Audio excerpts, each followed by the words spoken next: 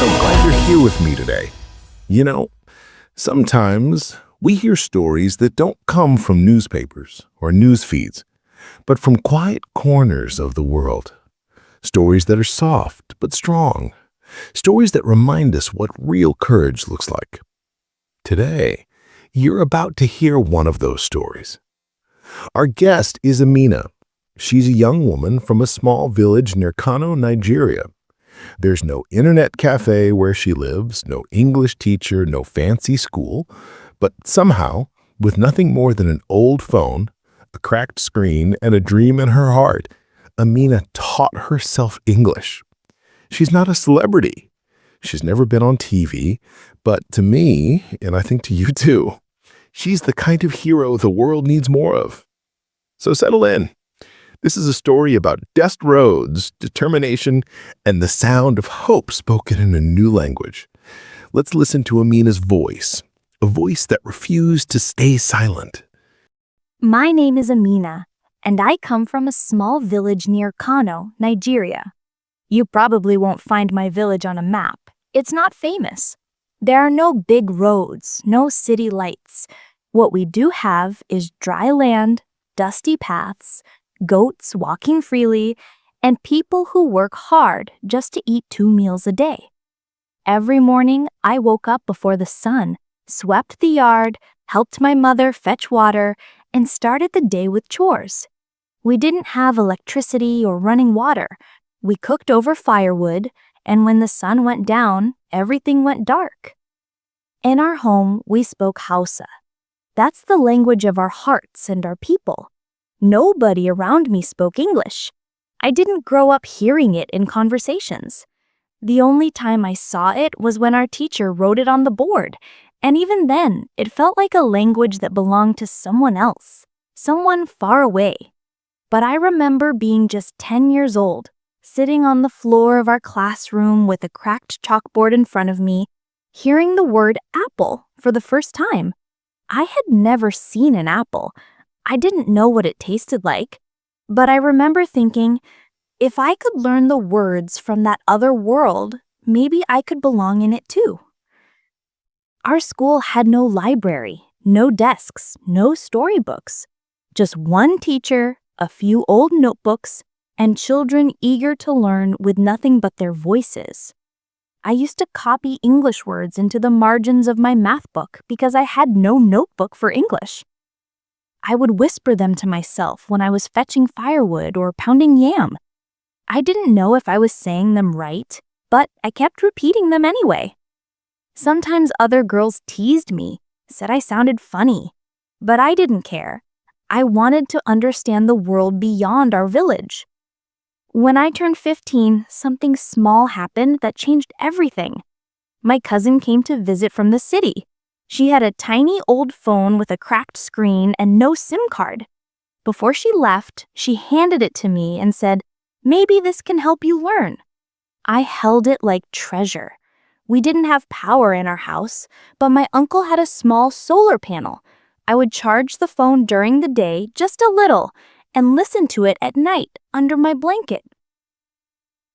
On that phone, there were a few saved English audio lessons, very simple ones.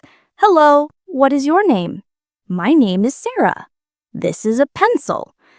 I didn't understand everything, but I pressed play again and again, saying the words out loud in the dark. It felt like I had a secret teacher living inside that phone. I started to say full sentences when I was alone. My name is Amina. I go to school. I want to learn. At first, I was shy. I never spoke English in front of others. I was afraid they'd laugh. And some did. Boys said I was pretending. Girls whispered that I thought I was better than them. I wasn't. I just wanted a different life. I didn't want to marry young. I didn't want to spend every day fetching water and cooking, with my dreams locked away. I believed English could be my way out, my bridge to something bigger. One day, I got my chance. A foreign nurse came to the clinic. My aunt was sick and needed help, but no one could explain what was wrong in English. I stepped forward, shaking inside. I said slowly, "She has pain in stomach. She did not eat." The nurse smiled and nodded.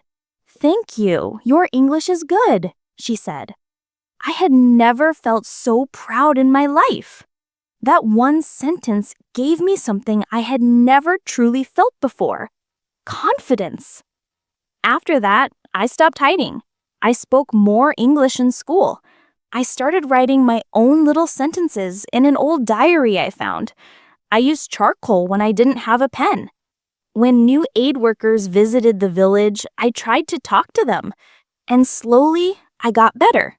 Not perfect, but better. Now I'm 18.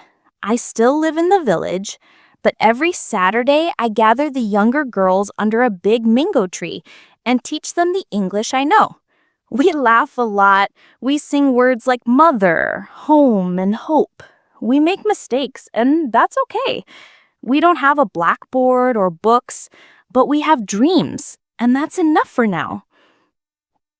Sometimes I look at them and see myself. A girl with nothing but a cracked phone, no electricity, no teacher, just a heart full of hope. I tell them, if I can learn English in this village, so can you.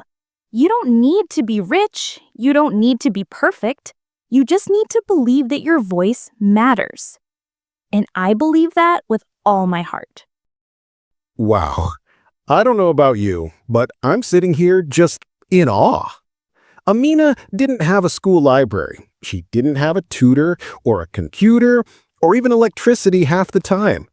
But she had something else, something we often forget the power of: belief. She believed her voice mattered even when others didn't see it yet. And maybe that's the lesson today, that no matter where you come from, no matter what you don't have, if you hold on to that spark, that little dream in your heart, you can move mountains, even if it's just one word at a time. If Amina's story moved you, share it.